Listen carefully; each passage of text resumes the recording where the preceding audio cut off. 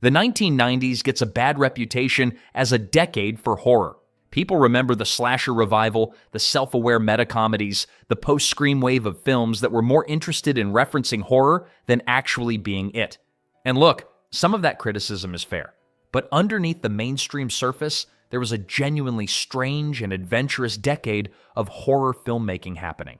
Films that were too weird for wide audiences, too ambitious for their budgets, or just unlucky enough to land at the wrong moment and disappear before anyone noticed them. These are 10 of those films. Some of them bombed at the box office. Some went straight to video and never came back. Some got buried by studio interference or bad marketing or just the terrible luck of releasing the same month as something bigger.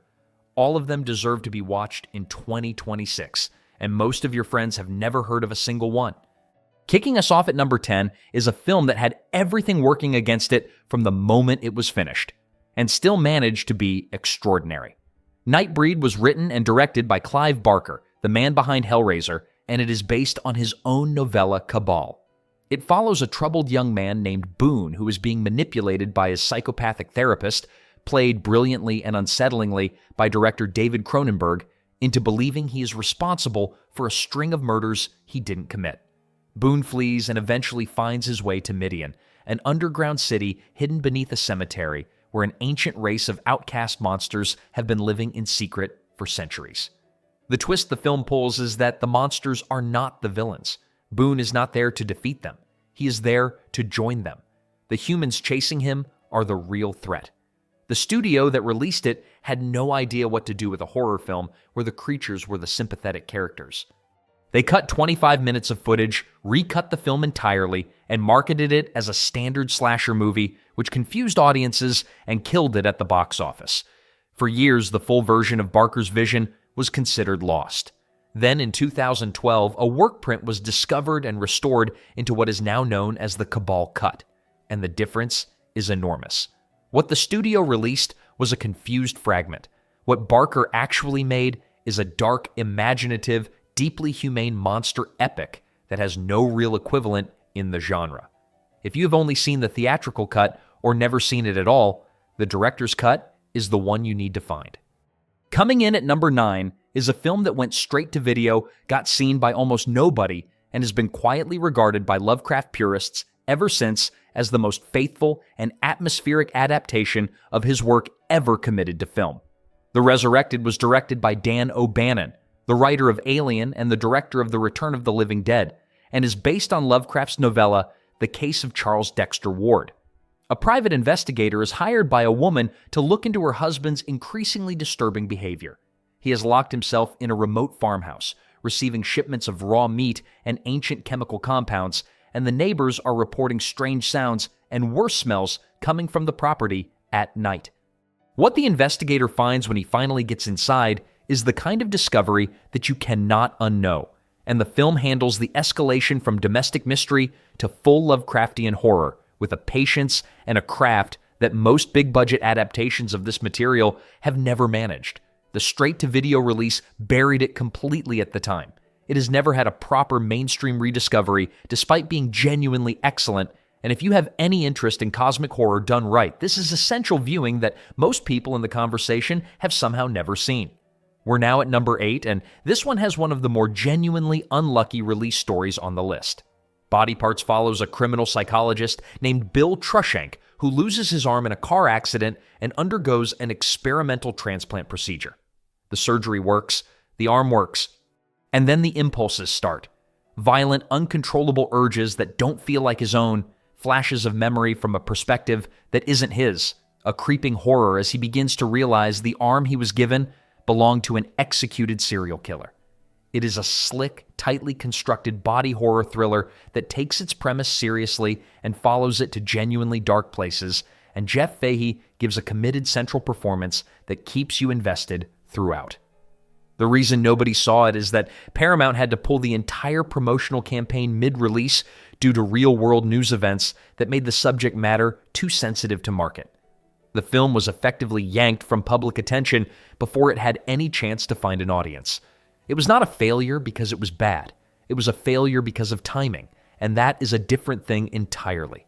It has never been properly reevaluated, and it absolutely should be. Landing at number 7 is a film that beat Scream to its own concept by 5 years and got almost no credit for it.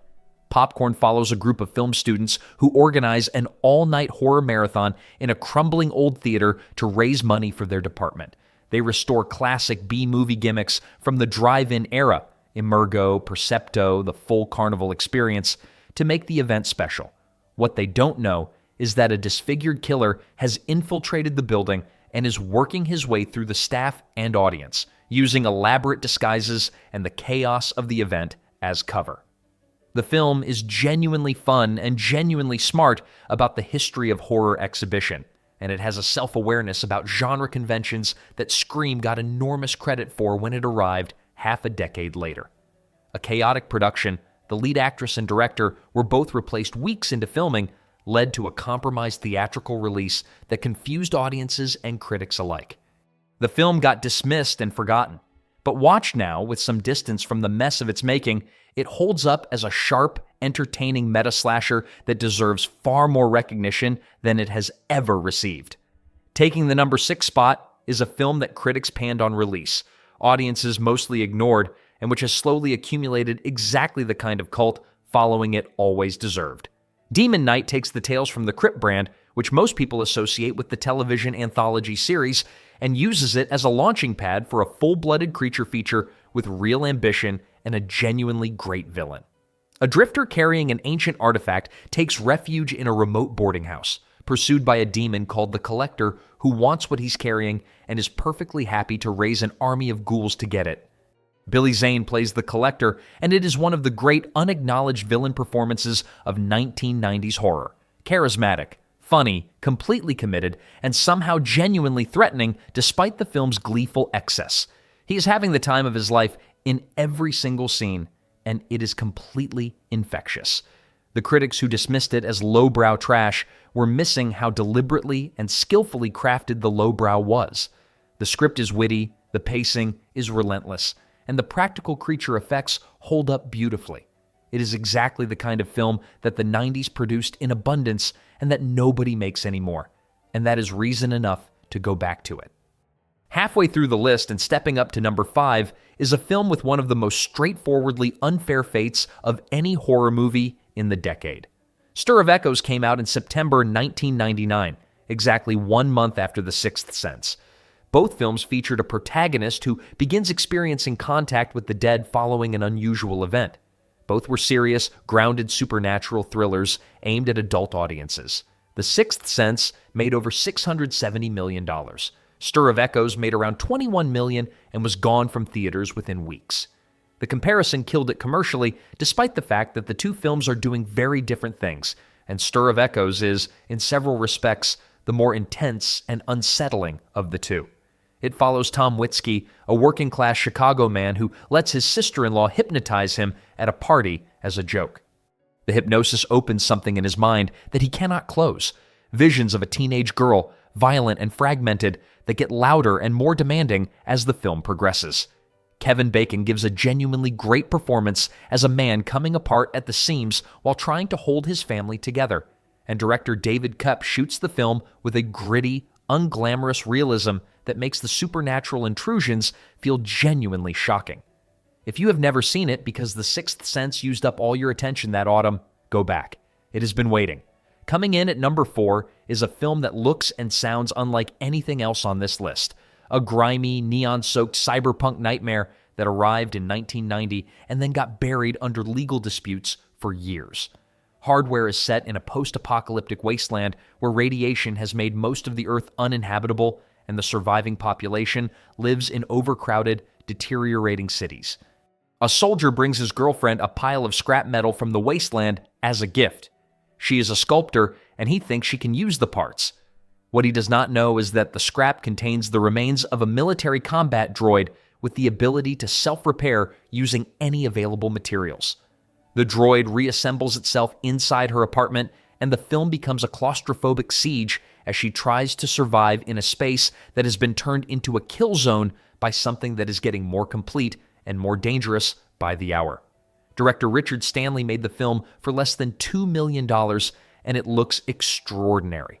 all deep reds and industrial shadows, with a soundtrack featuring Iggy Pop and Motorhead that gives the whole thing a propulsive, aggressive energy.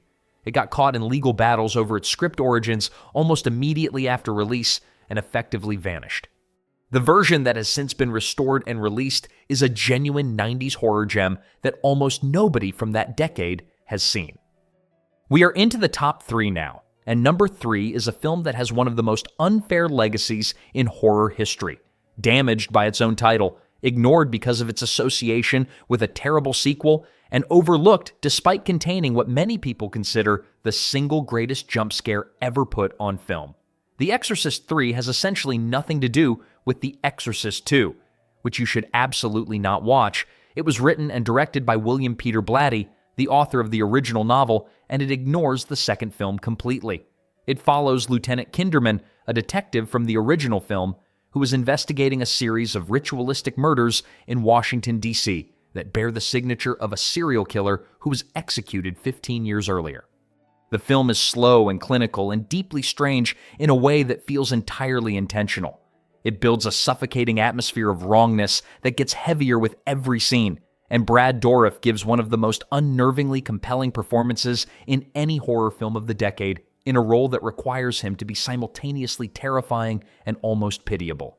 The jump scare, when it comes, is preceded by what feels like several minutes of absolutely nothing happening in a hospital corridor. Blatty lets the silence accumulate until you have completely relaxed, and then the cut comes. I am not going to describe it further because the less you know the better, but if you have never seen it, understand that the reaction it gets from first-time viewers is not hyperbole. The studio tacked on an exorcism sequence at the end against Blatty's wishes and stuck the Exorcist name on it to make money, which is why audiences dismissed it as a cash grab. Strip away that context, and what you have is one of the most genuinely unsettling horror films of the entire decade. Just missing the top spot at number 2 is an Italian horror film that defies every category you try to put it in and is better for it. Cemetery Man, known in Italy as Della Morte Dell'Amore, follows Francesco Della Morte, a gravedigger at a small Italian cemetery where the dead have a tendency to claw their way back out of the ground 7 days after burial. Francesco's response to this is entirely practical. He keeps a gun in his office. He shoots them when they come back. He files no paperwork because the bureaucracy involved in reporting the undead would be more trouble than it is worth. Rupert Everett plays Francesco with a magnificent, weary detachment. This is a man having an existential crisis, and the undead rising from their graves is genuinely the least of his problems. The film is based on a novel by Tiziano Sclavi, the creator of the Italian horror comic Dylan Dog, and it operates somewhere between zombie horror, surrealist black comedy, and genuine philosophical meditation on mortality, identity, and the absurdity of being alive.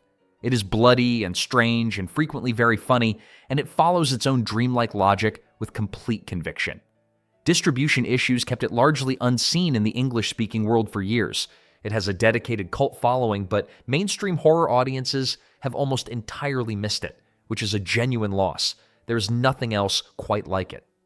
And the top spot goes to John Carpenter's most underrated film, a Lovecraftian reality collapse that bombed on release, got ignored for years, and has slowly been recognized as one of the greatest horror films of the entire decade. In the Mouth of Madness follows John Trent, an insurance investigator hired to find a missing horror novelist named Sutter Kane, whose books have been having an unusual effect on their readers. Unusual meaning violent psychotic breaks, mass hysteria, people losing their grip on reality entirely. Trent is a skeptic and a pragmatist, and he approaches the case the way he approaches everything, methodically, rationally, with complete confidence in his own grip on what is real. That confidence is the first thing the film dismantles. Trent follows clues from the covers of Kane's novels to a town called Hobbs End that does not appear on any map, and from the moment he arrives, the film begins doing something that very few horror films attempt seriously. It makes you genuinely uncertain about the ontological status of what you are watching. Is this a man losing his mind? Is the fiction becoming reality? Is the reality always fiction? Sam Neill is extraordinary in the lead role, playing the disintegration of a rational mind with a commitment and a precision that makes every stage of the collapse feel earned. The imagery Carpenter builds in the final act, the things Trent sees in Hobbs' End as the boundary between Kane's world and the real one dissolves completely, is some of the most inventive and genuinely disturbing visual horror of the decade. It was a box office failure in 1994, released during a period when Carpenter's commercial reputation was at a low point and audiences had mostly stopped paying attention. It deserved far better. Watched now with the distance of 30 years, it is clearly one of the finest things he ever made, and a film that understands Lovecraftian horror at a fundamental level that most adaptations, with much bigger budgets and much more fanfare, have never come close to. Those are 10 horror films from the 1990s that time left behind, some through bad luck, some through studio interference, some just because the decade was too busy paying attention to other things. Every single one of them rewards the time it takes to find them. If any of these are already on your radar, or if there is a 90s horror film you think belongs on a list like this that I missed, drop it in the comments and subscribe if you want more of this every week. We go deep so you don't have to.